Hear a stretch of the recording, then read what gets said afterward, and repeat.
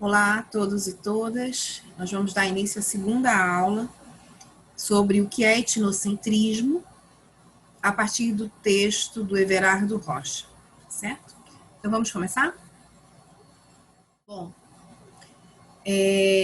a primeira questão que o Everardo coloca é que etnocentrismo é uma visão do mundo onde o nosso próprio grupo é tomado como centro de tudo. E todos os outros são pensados e sentidos através dos nossos valores, nossos modelos, nossas definições do que é a existência. Então, eu falei já na primeira aula que a própria etimologia da palavra já nos indica que etno é etnia e centrismo é centro, ou seja, etnia é nosso grupo, né? Grupo, desculpa. Então, etnocentrismo é quando nós temos o nosso grupo, tomamos o nosso grupo como centro da nossa existência e da existência de outros também. Eu coloquei aqui essa charge que nos dá bem a ideia, não é, do que é etnocentrismo. Hamlet, existem apenas dois tipos de pessoas neste mundo: navegantes e não navegantes. De acordo com quem, papai? Com os navegantes. Então você toma o navegante, né, para ele só existem dois tipos: aqueles que são como eles e o que são diferentes. E, em geral, aquele que é diferente é também visto como menor, como bárbaro, como selvagem e tantos outros epítetos que a gente pode dar. O Everardo Rocha coloca como exemplo os índios no livro didático. Não é? Como é que os índios aparecem no livro didático? E todos vocês, todos nós, de alguma maneira, já lemos um livro didático onde as imagens que ele aponta apareceram. Então, ele diz o seguinte: alguns livros colocam que os índios eram incapazes de trabalhar nos engenhos de açúcar por serem indolentes e preguiçosos. Olha aí o etnocentrismo, né? Achando que o índio é indolente, que ele é preguiçoso, que ele não gostava de trabalhar, né? Que ele não tinha o trabalho como algo da sua cultura, como os europeus tinham, que ele já passava a maior parte do tempo na rede, dançando, cantando nos seus rituais, ao invés de estar vencendo na vida, não é? Ganhando dinheiro. Ora, como aplicar adjetivos tais como indolente e preguiçoso a alguém, um povo ou uma pessoa que se recuse a trabalhar como escravo? Numa lavoura que não é a sua, para a riqueza de um colonizador que nem sequer é seu amigo. Antes, muito pelo contrário, essa recusa é, no mínimo, sinal de saúde mental. Então, essa imagem que eu trouxe aqui é uma imagem do Spix e do Marte, os dois viajantes que estiveram no Brasil, e essa é uma imagem de índios sendo escravizados, né? Então, negociantes contando índios, escravizando e vendendo para trabalhar nos engenhos, para trabalhar na agricultura. E aí você quer que esse indígena que sai da sua terra, que sai da sua cultura, que é vendido, que é escravizado, trabalhe com ardor, né, com vivacidade. Então, aí mostra bem a questão do etnocentrismo e como esse etnocentrismo também implica, muitas vezes, numa violência física e simbólica. E aí o Everardo mostra que o índio no Brasil ele vai estar associado a três imagens. A primeira imagem, ele aparece, na verdade, 3 vezes, né, no livro didático. Logo no início da colonização, no momento em que os portugueses chegam aqui à América. Então, o primeiro papel que o índio representa é no capítulo do descobrimento. E aí, nesse momento, ele aparece como selvagem, primitivo, pré-histórico, antropófago, ou seja, come pessoas, né? E aí você mostra, quando você apresenta o índio dessa maneira, você o está apresentando, colocando um subtexto, que é o incivilizado, o bárbaro, frente ao civilizado e ao não bárbaro, né? Ao tecnologicamente mais avançado, a cultura mais avançada, que seria a europeia. Então, mostra que eles comendo gente, que seria o símbolo maior da barbárie, retirando a antropofagia do seu significado dentro de cada uma das culturas na qual ela existia. né? Porque não é que os índios comiam qualquer pessoa ou comiam de qualquer jeito. Havia antropofagia? Havia, mas ela era feita dentro de um ritual, né? Onde você, comer aquela carne humana significava tomar o espírito daquela carne para aquele que a come. Então, geralmente se comia a carne de guerreiros, né? De pessoas guerreiras, que se tinha muito respeito por ser guerreiros bastante conhecidos, viris, né? Fortes. Então, se comia aquela carne, se comia aquele intestino, se bebia daquele caldo para ingerir, né, a força, a virilidade, a potência daquele guerreiro. Então, e dentro de todo um conjunto de rituais que podia durar dias, meses, né? Então, vejo, é necessário entender a antropofagia dentro da cultura indígena.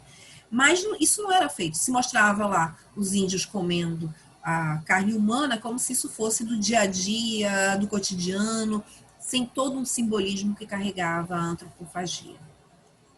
No segundo papel, o índio aparece como uma criança, não é, como inocente, infantil, no momento, e os padres, né, os padres católicos civilizando, catequizando, ensinando não só a linguagem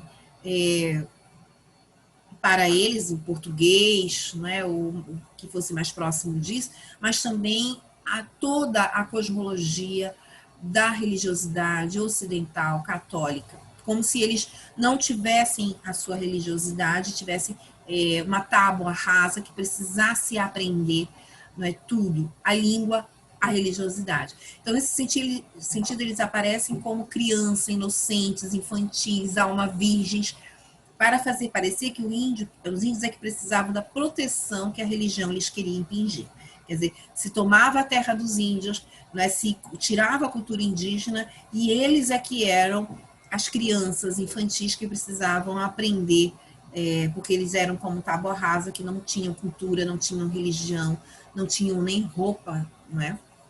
E aí você tem essas imagens, como essa imagem da primeira missa no Brasil, que tem vários livros didáticos, feita pelo Vitor Meirelles, que pintou ali na segunda metade do século XIX esse quadro, né, mostrando aqui, vejam, a primeira missa, né, os índios aqui, quer dizer, a parte clara do quadro, a parte que tem luz no quadro, né, a da cruz e dos padres. Os índios ficam aqui na parte sombreada do quadro, como espectadores, né, uma situação bastante harmoniosa, como se a colonização tivesse sido harmoniosa para os indígenas. E, finalmente, o terceiro papel do indígena aparece quando se fala da etnia brasileira, quando se fala da formação do povo brasileiro. E aí se diz que o povo brasileiro foi formado pelos portugueses, pelos negros e pelos índios.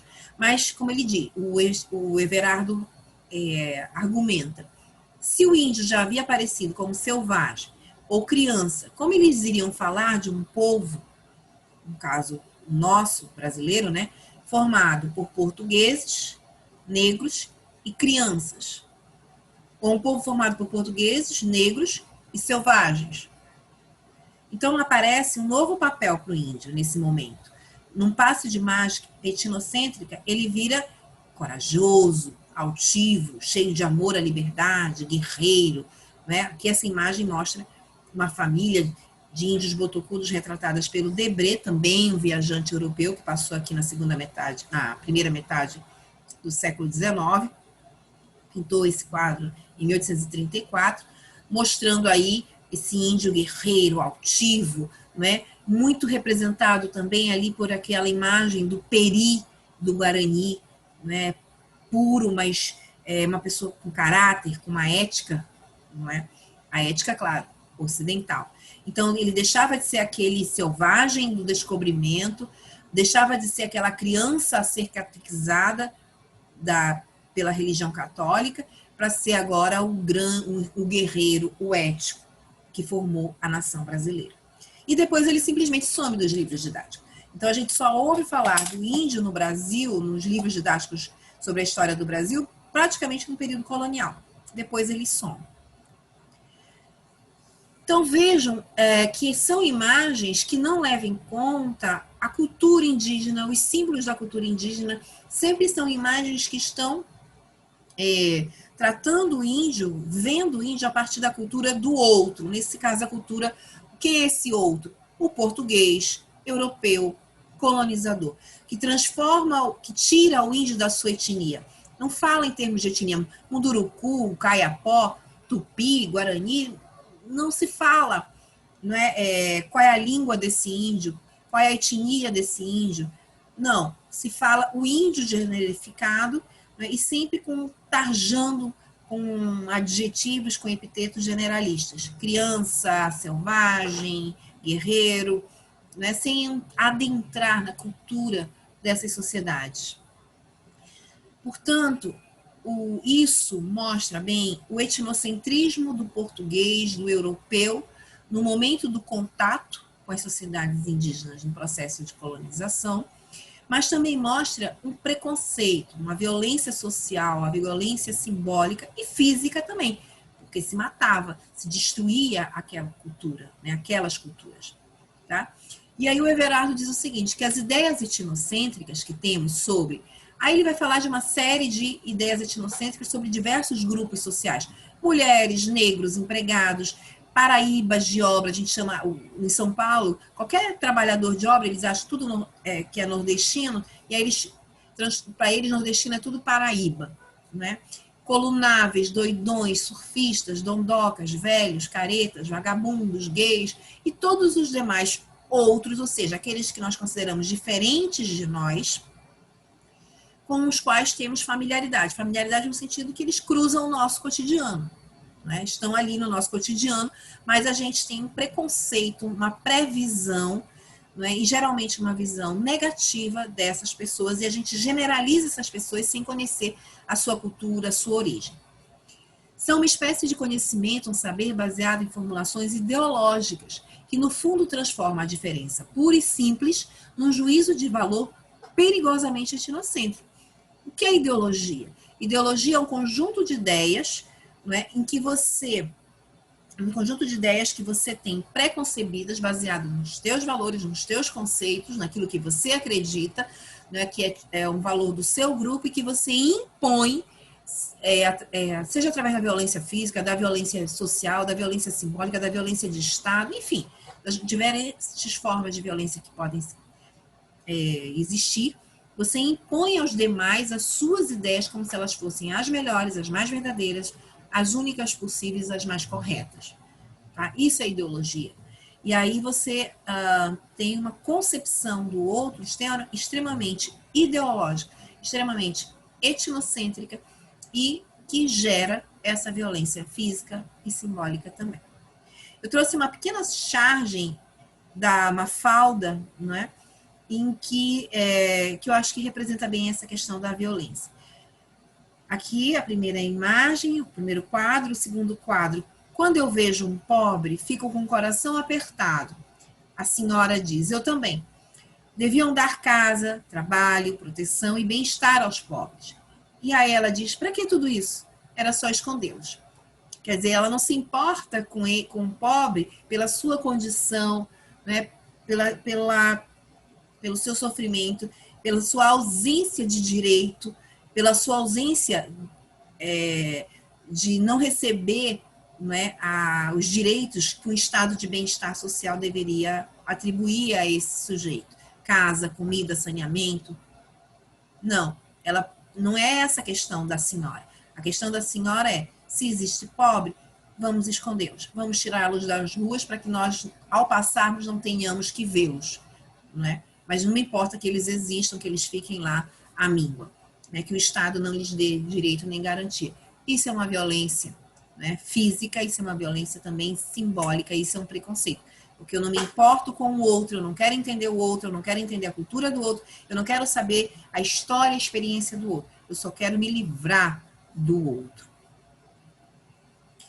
Em contrapartida ao etnocentrismo, a gente tem a relativização, que é justamente relativizar, é não transformar a diferença em hierarquia, em superiores e inferiores, ou em bem e mal, mas vê-la na sua dimensão de riqueza por ser diferença. Então, o problema não é reconhecer que o outro é diferente, mas é transformar essa diferença em hierarquia. Então, a minha etnia como ou a minha etnia, o meu grupo é o mais certo, o mais correto, o mais prestigioso, né, o civilizado, em detrimento de todos os outros que são os bárbaros, os mais fracos, os errados, né, os que precisam muitas vezes também ser eliminados. Então, eu transformo a diferença numa hierarquia e muitas vezes numa violência para eliminar esse outro. A antropologia, diferentemente do saber do senso comum, o movimento da antropologia é no sentido de ver a diferença como forma pela qual os seres humanos deram soluções diversas a limites existenciais comuns. Então, a antropologia vai mostrar como as sociedades resolveram de forma diferenciada as questões referentes à comida, à vestimenta, à habitação, ao andar, né, à roupa, à religiosidade, aos ritos fúnebres, à sua cosmologia de mundo. Então, a antropologia vai mostrar como os seres humanos têm um repertório muito vasto para essas questões da nossa existência.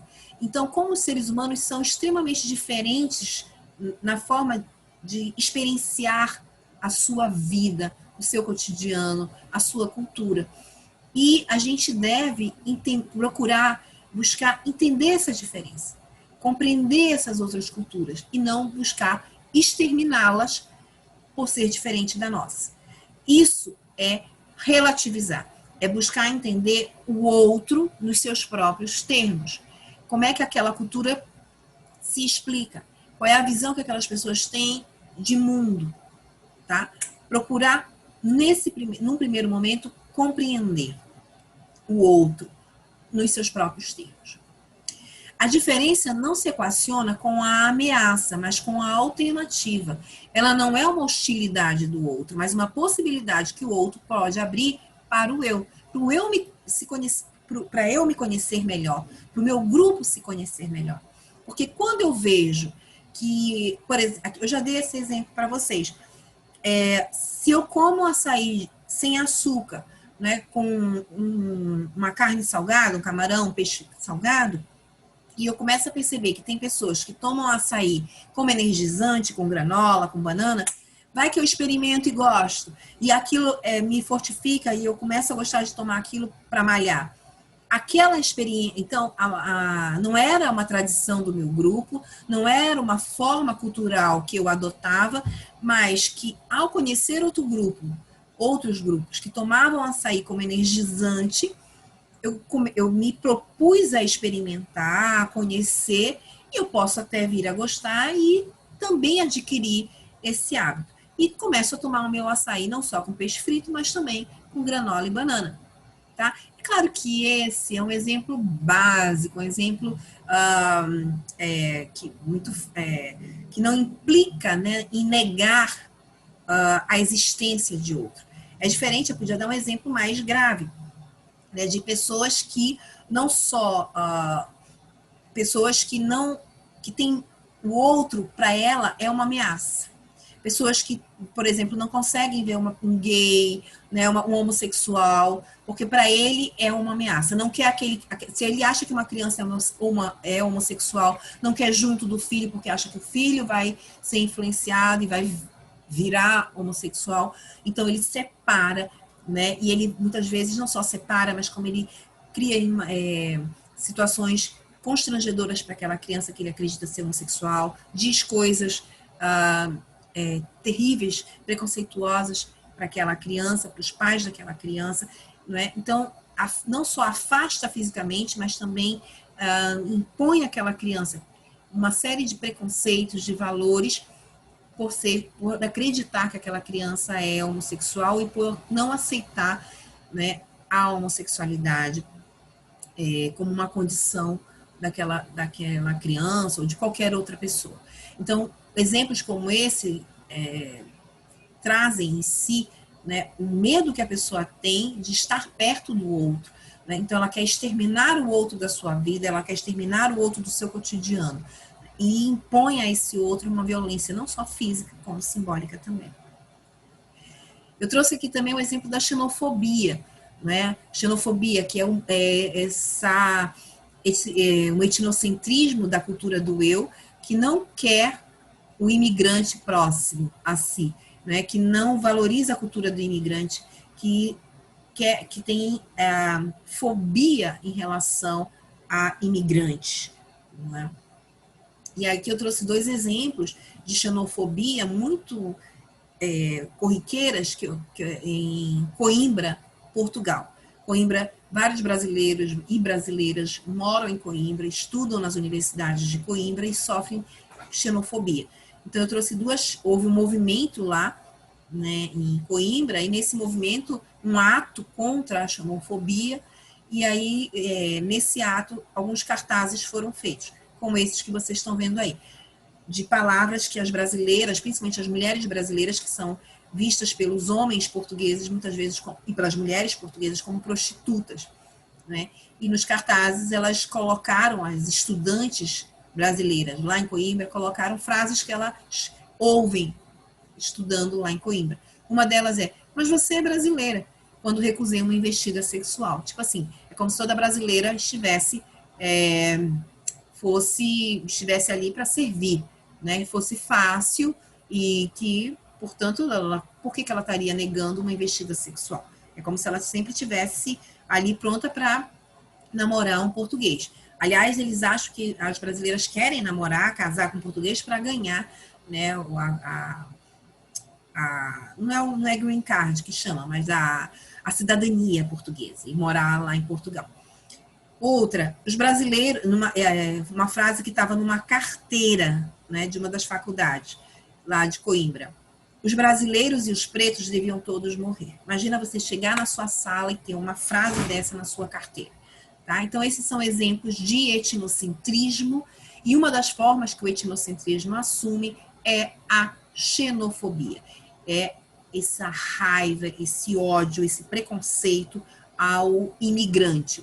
Aqui a xenofobia, o outro é o imigrante, é aquele que tem uma outra cultura, não é? E muitas vezes o nativo, não é? No caso aqui o nativo são os portugueses, tem essa xenofobia em relação aos brasileiros e às mulheres brasileiras, considerando-as como mulheres fáceis, prostitutas, de pouco caráter, portanto, elas estão ali só para querer namorar um português, ficar com um português e conseguir a cidadania, tá? E eles fazem isso com os brasileiros e também com os negros, particularmente os negros de Angola, da região ali da África e de Angola em particular. Então, a xenofobia é uma das formas de etnocentrismo, uma forma extremamente violenta de etnocentrismo em relação ao imigrante. Bom, essa foi a primeira parte da nossa aula. Depois a gente vai dar continuidade na parte 2, falando das fases, né, dos diversos momentos que a antropologia, das diversas escolas que a antropologia assumiu. Tá certo? Um abraço, até daqui a pouco.